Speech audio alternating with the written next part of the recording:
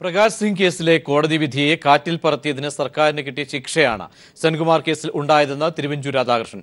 സർക്കാർ തെറ്റായ കാര്യം ചെയ്തുവെന്ന് സുപ്രീം കോടതി നിരീക്ഷിച്ചതായും തിരുവഞ്ചൂർ ഒറ്റപ്പാലത്ത് പറഞ്ഞു. പ്രകാശ് സിംഗ് കേസിലെ വിധിയെ കാറ്റിൽ പറത്തിക്കൊണ്ട് സംസ്ഥാന ഗവൺമെന്റ് എടുത്ത തീരുമാനത്തെ യഥാർത്ഥത്തിൽ സുപ്രീം കോടതി നള്ളിഫൈ ചെയ്തിരിക്കുകയാണ്. ആ വിധിയെ കാറ്റിൽ പറത്തിയതിന് ഈ ഗവൺമെന്റ് കിട്ടിയ ഏറ്റവും വലിയ ശിക്ഷയാണ് ഇപ്പോഴത്തെ വിധി. അതോടുകൂടി സംസ്ഥാനത്തെ ഗവൺമെന്റ് തെറ്റായ ഒരു പ്രവർത്തനത്തിനാണ് നേതൃത്വം കൊടുത്തത് എന്നുള്ളത് വളരെ കൃത്യതയോടുകൂടി സുപ്രീം കോടതി ഒബ്സർവ് ചെയ്തിരിക്കുകയും ചെയ്യുകയാണ്.